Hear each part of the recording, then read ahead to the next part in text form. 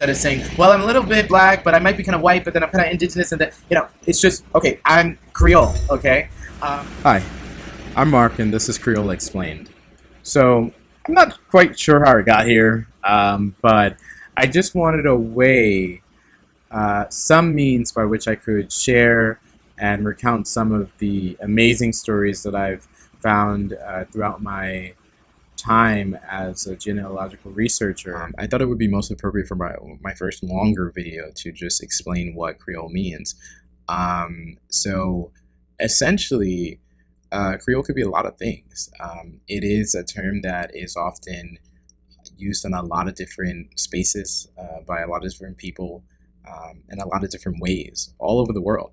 And if you look up the definition of Creole, you're probably going to get a laundry list of things that might be confusing. So it could just be easier just to simply, watch this video and have me explain it in my own words. Albeit, I'm not going to promise that it's going to be, super simple because it's not a super easy thing to describe. For example, I could, just to start off, I guess you could say, well, what is it? Is it a language? Is it an ethnicity? Is it cuisine? It is all of that, yes. And that's what I think you have to juggle if you want to understand exactly the full extent of what Creole is, right? Creole is primarily an ethnicity, okay? It is a language, perhaps, or even languages with an S, and we'll get into that eventually. It can refer to a specific type of cuisine.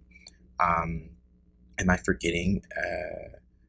There are a lot of different uses, right? So if we explore Creole as an ethnicity, that gets even complicated in itself, where Creole originally, I believe, I've read that it originated with the Portuguese, right?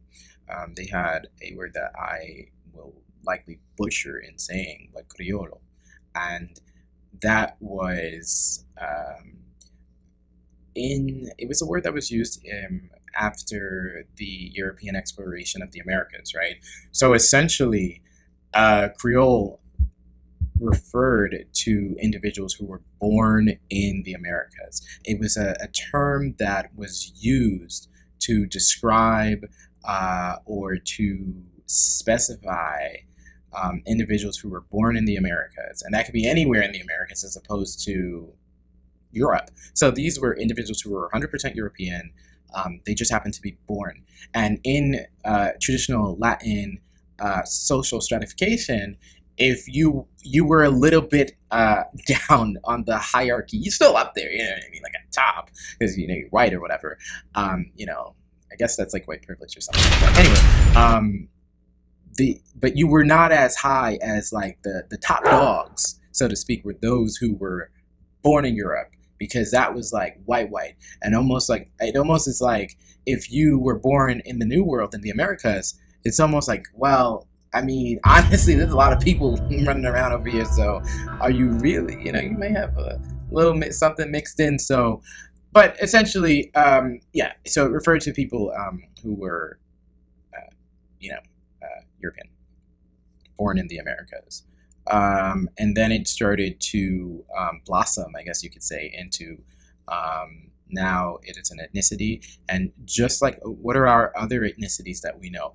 A lot of people don't do well with ethnicities, but we are going to keep them in their own zone, distinct from things like race and nationality, right? So a Creole person, right? Think of it as like Latino or Hispanic. Those are ethnicities, for example. And just as in the case of someone who's Latino, a Creole person can be of any race. I mean, technically, culturally, if you're, you have the Creole ethnic background, you could be of a different ethnicity. Of a different nationality, right? And so that's very important to recognize. I think a lot of people, when they hear Creole, they think of a certain type of person, and they're like, wait a minute, like, wait, you're Creole? Well, yeah, anybody can be Creole. There are people who are extremely European who are Creole. There are people who are extremely African who are Creole, right? So that's the ethnicity part.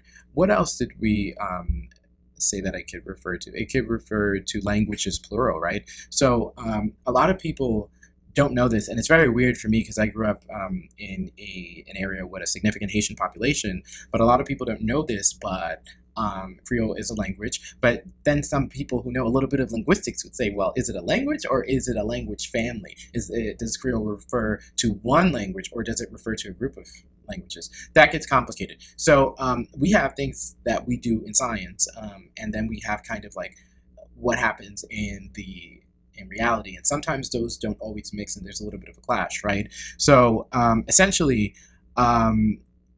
Creole in linguistics, okay, does denote something in linguistics, and if you want to get into it specifically, it refers to a language that is essentially born after contact of two different people who are speaking two different languages. When there is a Spanish Creole spoken in the Philippines, you could say that on the island of Jamaica, there is an English Creole language that is their national language, right? In Louisiana, there is a French-based Creole language. So you see how it can act as a descriptor, Creole language. It's basically telling us more about the origins of that language.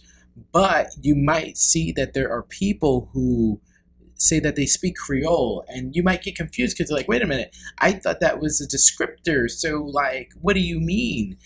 But it's common, in vernacular to use Creole as just like with a capital C, and that's the language that you speak, right? This is really, I would say, common in among speakers of French-based Creoles. They'll just say, I speak Creole, and if you're in that sphere, that's very, that Creolophone, but even broader, you could say, even in the Francophone world, you will hear people saying like the French, je parle Creole, right? And so that's a thing. You also sometimes have English speakers. I've heard people from Guyana refer to their English-based Creole language as Creole sometimes, but it's mainly kind of like a French-based Creole thing. So when we use Creole and not saying Creole language, but just Creole. Like if somebody says that, oh, I speak Creole, your first thing, what you should assume is that they speak a French-based Creole language. They speak a language that is that has a lot of its words derived.